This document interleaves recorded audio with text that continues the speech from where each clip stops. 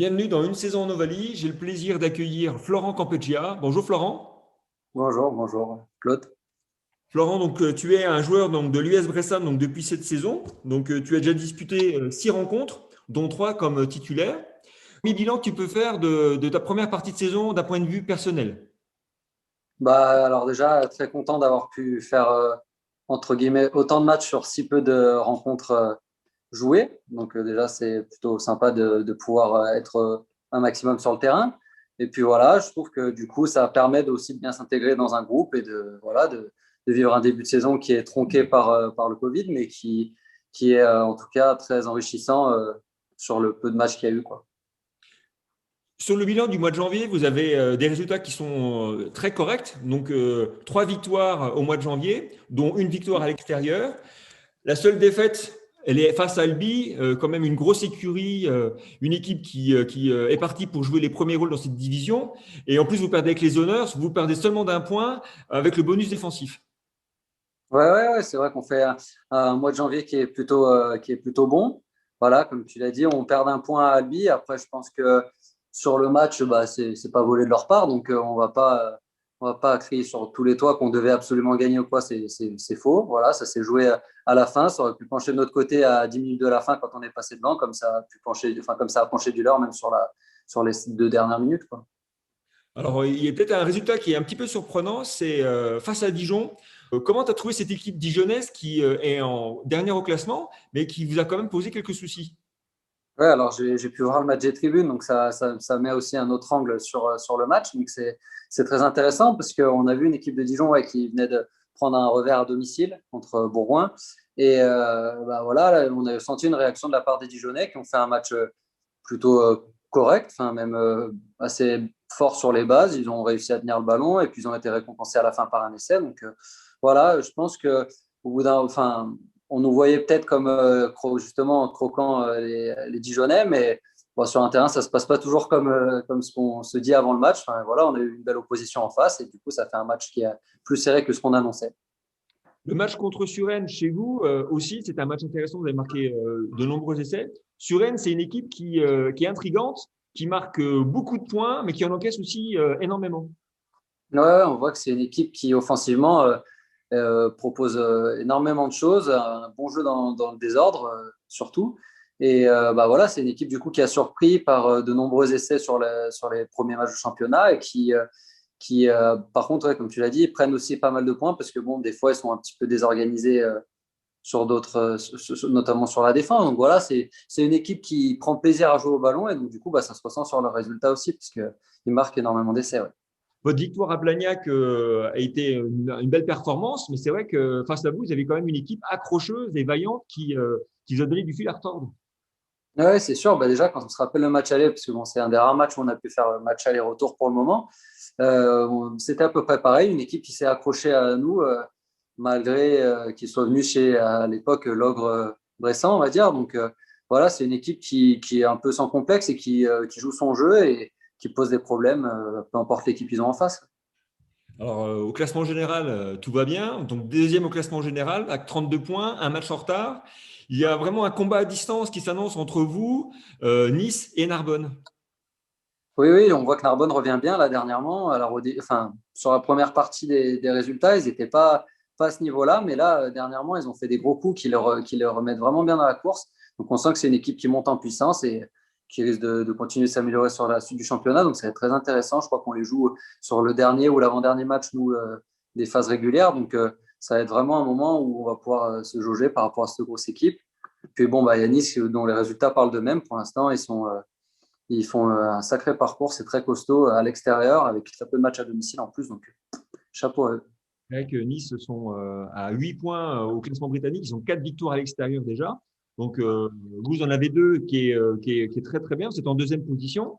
Alors, derrière vous, au classement britannique, on a Bourgoin qui a 3 matchs en retard, mais qui est un petit peu à l'affût. Et j'ai l'impression que Bourgoin attend son heure. Ouais, je pense que de toute façon, du moment où on commence à accumuler les matchs en retard comme ils l'ont fait, on sait que le résultat à l'instant T n'est pas forcément mais pas réaliste, quoi. On sait qu'on peut avoir plus de points que ça au final pour rattraper les équipes qui sont devant. j'imagine que pour le moment, leur objectif, c'est de prendre le maximum de points sur chaque match. Et puis, quand il va y avoir ces matchs un peu à rattraper pour revenir au classement, c'est là où il va falloir pas se rater parce que ça va leur permettre justement d'accrocher le wagon. Ouais. Alors, au classement, peut-être ce qui fait un petit peu la différence entre vous, les grosses équipes, c'est les points bonus. Vous n'en avez pas marqué beaucoup. Alors que ce soit offensivement, ben, vous n'en avez aucun à votre compteur. Par contre, défensivement, vous en avez deux. Quand vous perdez avec les honneurs. Comment t'expliques qu'il y a un tel retard? Parce que vous êtes seulement 11e au classement des points bonus et vous n'arrivez pas à accrocher le wagon de tête.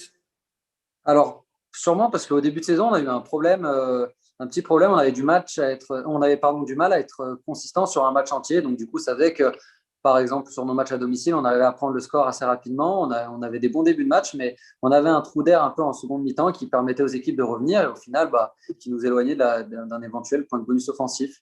Et puis voilà, maintenant, on a eu des matchs à l'extérieur assez compliqués. Donc voilà, on n'a pas pu prendre de points de bonus. Et sur la reprise, donc sur Rennes, c'était un match de reprise après quand même 2 mois de coupure. On n'avait pas, je pense, plus d'ambition que déjà de gagner le match. Je pense que c'était un peu l'inconnu pour tout le monde cette reprise. Donc on était assez satisfait. Puis voilà, après, il y a des choses, il y a des matchs comme je l'ai dit tout à l'heure contre Dijon où on peut pas non plus survoler des équipes qui nous donne du fil à retordre comme ça. Donc voilà, je pense qu'au-delà d'avoir les points de bonus, déjà, l'important, ça va être de gagner les matchs et de tenir sur la longueur. Puis les points de bonus, on espère qu'ils vont arriver on travaille pour essayer d'être encore plus performant et ramener encore plus de points. En tout cas, jusqu'à présent, le travail paye. Hein. Au classement de la meilleure attaque, vous êtes en 4e position. Donc, vous marquez beaucoup de points. En défense, pareil, vous êtes très équilibré, très homogène. 4e position aussi au classement, avec seulement 129 points donc, encaissés. Donc, c'est difficile donc, de venir dans votre en-but et de s'approcher de vos poteaux. Et ce qui fait qu'au goal average, vous êtes en 3e position. Avec un bilan extrêmement positif, ça permet de montrer aussi la force de votre équipe et on voit cet équilibre qu'il y a. Oui, c'est vrai on arrive à beaucoup se rassurer avec notre défense. On a une défense qui est quand même accrocheuse, comme tu l'as dit. On essaie de laisser les équipes loin de notre ligne d'en-but. Voilà, ça nous permet d'être un peu plus serein sur les matchs. Du moment où tu ne prends pas d'essai, tu ne te fais pas distancer au score. Et voilà, c'est des matchs après qui jouent plus, c'est des matchs plus accrochés, plus serrés, notamment à l'extérieur. Et je pense que c'est un peu la base d'un match à l'extérieur, c'est une grosse défense et après exploiter le peu d'opportunités que l'équipe à domicile te laisse. Donc, c'est ce qui explique que pour l'instant, on est bien classé dans ce championnat, quoi. Alors, si on se projette sur le mois de février, on a 3 matchs en février, une seule réception pour 2 déplacements. Donc, vous recevez Tarbes qui a envie de récupérer des points et qui, je pense, va vendre cher sa peau. Il y a 2 déplacements, un à Chambéry et un à Massy. Oui, alors le match de Massy, c'est le match qu'on récupère, hein, le match qu'on devait faire normalement pendant la première partie du championnat. Donc, on va aller voir ce qui se passe là-bas aussi. Bon, ce sera la fin. Pour l'instant, on est vachement porté sur le match de ce week-end contre Tarbes. On a eu une déconvenue là-bas pendant les phases allées. Ça fait partie de nos 2 seules défaites depuis le début du championnat. Donc, on sait à quoi s'attendre face à eux. On ne les prendra sûrement pas de haut parce que justement, on est allé se casser les dents là-bas. Donc, on prépare ce match et déjà, si on arrive à entamer le bloc comme il faut, après, on pourra voir petit à petit ce qui peut se passer à Chambéry et puis ensuite à Massy. Alors, on ne peut pas te recevoir sans te poser des questions sur Bourgoin. Bourgoin qui a, j'imagine, dans ton cœur une place particulière par la présence d'un joueur qui, pour toi, a une valeur importante. Ouais, bon, j'ai mon frère qui joue là-bas et en plus au même poste que moi. Donc, c'est vrai que c'est assez rigolo. Et voilà, je les suis en plus plus facilement parce que c'est vrai que quand on regarde le calendrier, les Bergéliens reçoivent notre futur adversaire le week-end d'avant. Donc, c'est-à-dire que là, par exemple, on joue tard ce week-end, ils les ont joué le week-end dernier. Donc, ça permet d'avoir un œil encore plus, on va dire, plus avisé sur leur match parce qu'en plus de regarder ce que fait mon frère, je peux voir aussi ce qui se passe face à eux pour le week-end d'après. Donc, ouais, c'est vrai que c'est un club qui m'a beaucoup apporté, qui m'a lancé. Donc, du coup, je suis très attaché à eux, ouais, c'est sûr. Alors, quand on a une famille aussi passionnée par le rugby, donc j'imagine que quand vous étiez enfant, ça devait être dans le jardin de la maison des parties de rugby qui devaient être assez impressionnantes. Alors, c'est vrai que moi, j'ai beaucoup d'écart avec mes frères. Il faut savoir que j'ai encore un plus grand frère qui, lui, ne fait pas de rugby. Mais donc, du coup, cette période un peu de jeu dans le jardin, moi, j'étais plutôt au bord de leur terrain à les regarder jouer et à m'amuser moi dans mon coin avec des copains. Donc, c'est vrai que par contre, le rugby, bah ouais, moi, j'y baigne depuis tout petit. Et comme j'ai dit, je voyais mes frères jouer. Et puis voilà, c'est une histoire de famille. On en parle à chaque repas. Et voilà, dès qu'on se parle, il y a un petit bout de rugby qui sort dans la conversation, c'est sûr. C'est sûr qu'en plus, Michael, c'est vrai que j'imagine qu'il a dû t'inspirer quand tu le voyais jouer dans le jardin, mais aussi quand tu le vois sur le pré-vert. Il a un CV qui parle pour lui, qui est assez impressionnant, avec des matchs de Pro D2 au compteur, des matchs en fédéral nombreux, donc nombreuses saisons, une présence en Pro D2 au Yonax. Enfin, il a une carrière assez incroyable.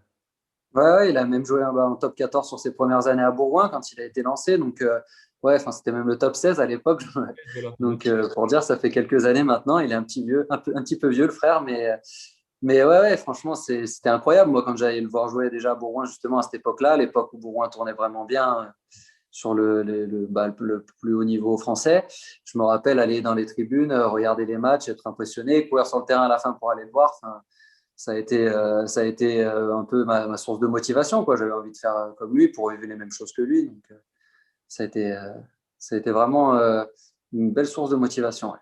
Qu'est-ce qui représente vraiment cette identité du rugby bergalien? Bah, déjà, c'est une équipe qui très souvent ne lâche rien et qui joue avec son cœur. Donc voilà, c'est une équipe qui va apporter beaucoup de combats à l'équipe adverse pour leur faire vivre le match le plus compliqué possible. Et après, qui a cette culture un peu de à domicile, essayer de tenir rajon à violet, et puis à l'extérieur, comme j'ai dit, s'accrocher un maximum, faire le pire match à son adversaire pour ramener un maximum de points de tous ses déplacements. Donc voilà, c'est une équipe qui est pas facile à jouer et avec des joueurs qui souvent ont une très grosse cohésion entre eux, ce qui fait leur force. Mais je pense que ton adaptation à Bourg-en-Bresse s'est fait aussi facilement parce que il y a beaucoup de valeurs que vous partagez aussi dans le club de Bourg. Ouais, voilà, c'est ça, c'est ce qui m'a fait venir ici d'ailleurs, parce que bon, je savais que j'allais retrouver un peu cette identité que j'avais à Bourgoin. C'est plus ou moins la même ici à Bourg-en-Bresse. Donc voilà, on a un club qui monte avec un public du coup qui est vraiment présent derrière ses joueurs, derrière son club. Donc c'est ce qui se passe aussi à Bourgoin. On a des joueurs qui, comme je l'ai dit, lâchent rien aussi et se donnent vachement. Et puis en dehors du terrain aussi, on a un groupe qui vit très bien. Donc c'est vraiment des valeurs moi que je recherche et qui me permettent de m'épanouir dans mon sport, quoi. Bah, écoute, je te remercie beaucoup d'avoir pris le temps de répondre à mes questions. Merci pour ta gentillesse, ta disponibilité et puis ta sincérité.